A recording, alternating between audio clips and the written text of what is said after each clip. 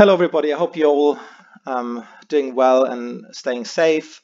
This is our talk about data-driven audience experience in esports, DAX for IMX 2020. I'm Florian Block. I'm representing a huge team effort here, particularly on the evaluation side, led up by Athanasios Kokkinakis, the first author, and involving many other companies. This research has been conducted as part of Weavr, which is a 2-year R&D project here in the UK, involving ESL, the world's largest content producer in esports. University of York is doing the R&D lead and involves lots of exciting companies in the creative industries in the UK. For those of you who don't know, esports are video games that are played by professionals and watched by millions. And you know, in times not like this, they actually gather in physical arenas. Now, most event formats have moved to online virtual events because players can play from all around the world and they can be streamed and broadcast online anyway. On some level, they're very similar to traditional sports. So they will, instead of physical cameras, that will take virtual cameras capturing the action. You'll have shots of the players and you have got pre and post game panels. But they're also, esports are very different and innovative in certain ways. So first of all, the 454 million people who watched esports in 2019 are predominantly young, they're tech savvy, and they're really showing no longer demand for the normal linear content formats. Instead, they really eager to engage with personalized interactive audience experience. And that's really one of the key motivators for our research. There's also a commercial argument around it. So the esports industry is growing 15% year on year and is continuing to grow. So this will remain a hot topic area.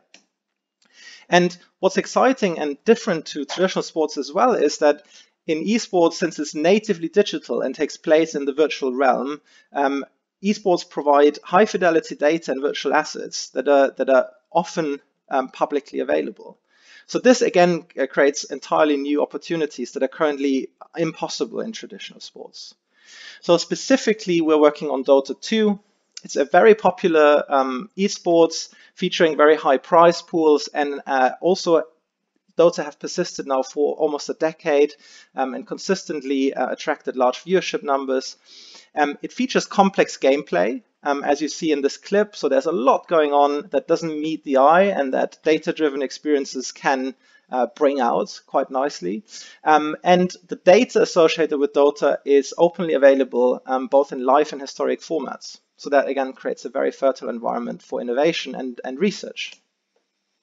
Now, in a nutshell, Dota is a 5v5 game, so 2 teams of 5 players compete on a large arena for resources. You first pick from over 120 heroes that give you particular strengths and synergies, and then you compete for resources to ultimately destroy the enemy base, which is in the top left and bottom, top right and bottom left corner. The challenges when you broadcast Dota is that there's multiple points of action. So this is just a small, in the top left, you see the overall map. This is just a small piece of the action. There's a lot of stuff going on at the top left as well. So it's like in Formula 1, a lot of things that's going on at the same time. Gameplay itself is complicated. There's a lot happening. And other than, in contrast to traditional sports where the rule sets are usually constant over years and often decades, in esports, rules and mechanics change all the time. And so there's a lot of interesting challenges around bringing out the effect of these changes on the professional gameplay. The opportunities are that in Dota, we have over 1.2 million matches played and recorded every day. So this particular hero, which you can choose, this lovely looking gentleman, has been played this month 78 years in total. A match takes about 40 minutes, and so it accumulates a lot of data. So we actually know quite a bit in a very short amount of time about what is normal and what's extraordinary. And so this is what we've created. This is the Weavr companion app. You watch it alongside the main stream, and it shows you highlights on an interactive map. So when highlights happen, you can tap it. In this case, a hero has picked up a very important item, which gives a power boost. It's a highlight. And we also know that this timing is average. So people, it's a normal sort of thing to expect. So that gives some context. We can also give objectives and look at how the different teams dominate parts of the virtual arena. And we also feature a win probability, which gives people that better sense of who's actually winning. It's not always straightforward to determine. We also allow people to pull up head-on-head stats.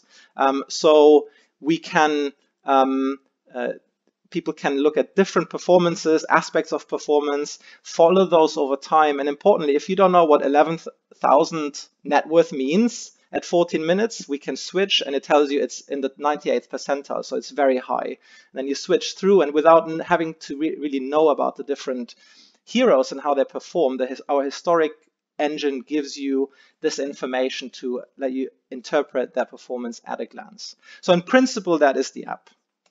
And the app is not on its own. We also have experiences in virtual studios for broadcasters and in virtual reality for viewers. That'll be subject to future research. For here, we focus on the app. But what they're all share is that we've created this analytics middleware which ingests historic data and live data, and then essentially converts that into narrative elements. So the stories that you've seen are then generated automatically based on the knowledge of what's extraordinary and what isn't. And that is then fed to the app and presented. Now, as far as the evaluation goes, this app was developed over the course of almost 1 year through an iterative process of design and evaluation involving 2 major tournaments, ESL 1 Birmingham and ESL 1 Hamburg last year.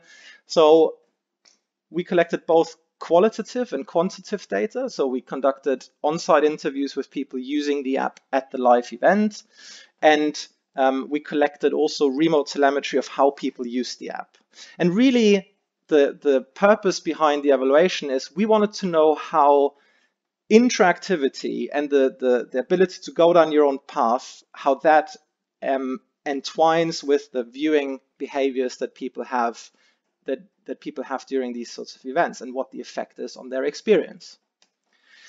Now, based on the telemetry data, we found that even though a large chunk only tunes into the app once and never returns, 2/3, so the majority of users return to the app at least once, and encouragingly, 55 of all sessions lasted more than a minute. This doesn't sound a lot, but in terms of information consumption during a very intense broadcast, we judge this as quite a good engagement, and 36% of sessions were more than 2 minutes. So returning use with quite substantial engagement in the app. We also saw initial evidence, that in-game events were linked to app use. So here on the right side, you see the red area marks an entire match. Each row here is a different user, and a solid line means there was an active session. And so in the yellow area is when in the game a highlight occurred. In this case, it was a massive team fight where the teams clashed and lots of magic happened. And we saw that there was a cluster of sessions that grouped around this event in time. So there's good evidence that these two experiences really integrate. We have to collect more data to make a statistical to have a statistical link, but we saw really good first evidence that this has happened. We also learned that the app usage really entwined with what viewers did. So some of them used the app in the venue during the live game. Some used it outside of the venue. For instance, when they were having dinner in a restaurant, they could still tune in on the side with the app without following the main thing.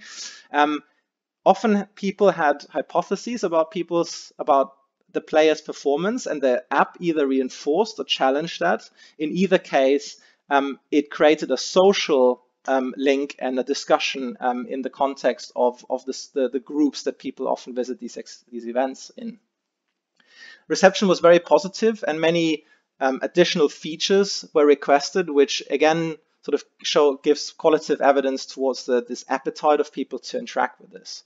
And one thing that was reinforced that we already had a clue of from our previous research is that learning is a key motivator for using the app. So it's not just entertainment on a shallow level. People want to learn and understand and improve their own gameplay. And the other thing is that, viewers really liked being able to take control about what they saw and what highlights they could choose. Because in the traditional linear broadcast, they were always tied to whatever the camera operator and the production was showing them. So they really liked that aspect of creating an individual walkthrough. And then lastly, there is such a thing as too much and too little data. So in instances where we pushed information to them, this was often perceived as too much and sometimes not relevant. So there's interesting research looking at how can we tailor that to be more tailored to the user's interests. And then at the same time, in places in the app where people could actively pull information, they couldn't almost get enough. So they always wanted to have more underlying information. And that's an interesting duality that is important to consider when designing these types of experiences. So in conclusion, we've collected evidence and presented a large-scale evaluation in a naturalistic setting that showed that these sorts of experiences can really meaningfully augment and enhance linear content formats and deliver real value to viewers. So the appetite of the esports fan to engage with such new experience and associated research was really encouraging and very conducive to what's presented in the paper. And obviously, this was just the first case study of a fairly vast research space that is opening up in esports. And this leads also into, thanks to you for listening, and also into some self-promotion on a shameless level. So we are launching ARC here at York, Arena Research Cluster, where I really want to bring all practitioners and researchers in esports together who are interested in storytelling, analytics, and audience research. So that please check out that website. Follow us on social media, particularly Athanasios, who's been leading the evaluation, and a big shout out to Digital Creativity Labs, which have centrally contributed to this research, as well as the Industrial Strategy Challenge Fund and the UKRI. So thanks for your time, and stay safe. Hope to see you in person very soon. Bye.